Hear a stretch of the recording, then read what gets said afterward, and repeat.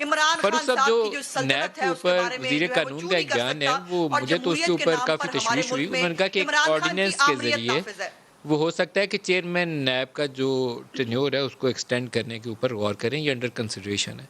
तो अगर तो आपको वाक़तन नैब में रिफ़ॉर्म करने में संजीदा हैं, तो फिर तो आपको ऐसा नहीं होने अपोज़िशन के साथ बैठ के रिफ़ॉर्म करनी है थ्रू एन ऑर्डिनेंस। चेयरमैन नैब के ऑफ़िस को एक्सटेंड नहीं आपको करना चाहिए, या कोई ऐसा तरीका नहीं, चोर रास्ता नहीं ढूँढना चाहिए? फारूक साहब। देखिए, पहली बात तो ये है कि मैंने, चूँकि आपने जो आलमी जमहूरियत का आलमी दिन था, तो मैंने जमहूरियत की जो उसकी अफ़ादियत है उसके हवाले से बात की थी। लेकिन मुझे नहीं पता था कि मैंने जो है ये बताना था कि इस मुल्क के अंदर जमहूरियत का गला घोंटने वाले नवाज़ शरीफ हैं, जब वो ज़िया उल हक़ की झोली में बैठ के सियासत करने आए थे।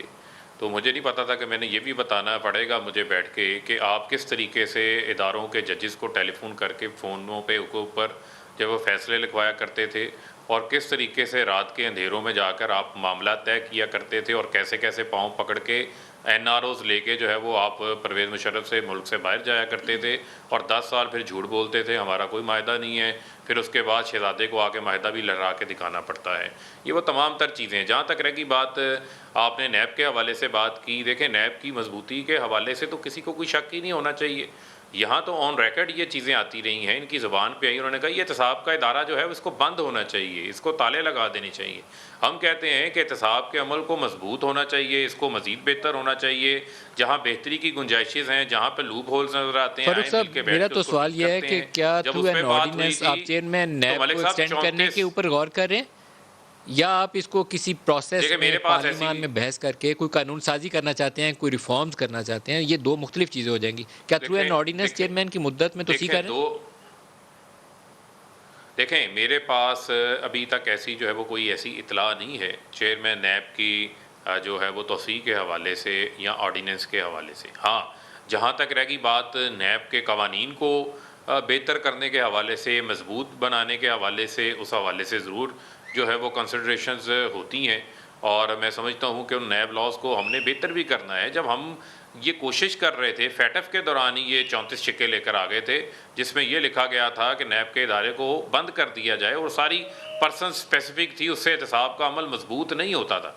आप हमें इश्यूज़ गिनवाएँ, आप बातें कर रही हैं कि जी फ़लाना स्कैंडल आ गया, फ़लाना स्कैंडल आ गया, अच्छी बात है आप ये बात कर रही हैं, चले अच्छी बात है, आपके लिए भी करप्शन जो है वो एक रेलिवेंट मसला बन गया है। वरना आप तो ये कहते होते थे बच्चों करप्शन होती है, या मियाँ साहब कहते थे कि करप्शन तो कोई मसला नहीं है, अगर इसको छेड़ेंगे तो मुल्क आगे तरक्की नहीं कर सकेगा। चले अच्छी बात है, अब आप भी इसको एक इशू समझने लग गए हैं, तो आपके पास उनके ऊपर फोरम्स हैं, पूरा राइट है, आप उसके ऊपर बात भी करें, आप उनके ऊपर सबूत भी इकट्ठे करें, आप उनके ऊपर फोरम्स के ऊपर भी जाएं। हमने ऑपोजिशन की थी, हम भी करके ये दिखा रहे थे। हमने तो उस वक्त कोई पीपल्स पार्टी नून लीग की तरह मुकमका तो नहीं किया हुआ था, आपके भी किसी ने हाथ नहीं बांधे हुए, आपको भी किसी ने नहीं रोका हुआ। यहाँ पर अगर आज उस कमिटमेंट के साथ कोई खड़े हैं, तो वज़ीर आज़म इमरान खान साहब खड़े हैं। आज अगर ये जितने एहतजाज हुए, अभी पार्लियामान की बड़ी बातें हमें कह रही थी कि हमें समझ आ गई पार्लियामान की सुपरमेसी, ये हमें दर्ज देते रहे। जब 126 दिन का धरना था, जी पार्लियामान में आओ, पार्लियामान में आओ, पार्लियामान में हमारी नहीं बात मानी गई थी, हम बाहर चले गए थे। अब पिछले 1.5 साल से जो पीडीएम का इन्होंने जो स्टेज सजाया, और उसके बाद एक दूसरे को सिलेक्टेड कहने लगे, जो टोट बटोट की लड़ाई के बाद हशर नशर हुआ है इनका, वो आपके सामने है, वो किसी से ढका छुपा तो नहीं है।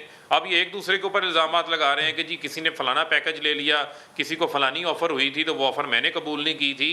तो इनका अपना ये हाल है कि अपोजिशन जो है वो किसी मसले के ऊपर जो है वो यकजा नहीं है, एक दूसरे के साथ ये दूसरी तीसरी पोजीशन या दो अपोजिशन इशू लीडरशिप जो है हासिल उन्हीं करने के के ऊपर लिए थोड़ा सा फोकस लड़ कर रहे लें, हैं। शायद थोड़ा आगे बढ़ाने में मदद मिल जाएगी।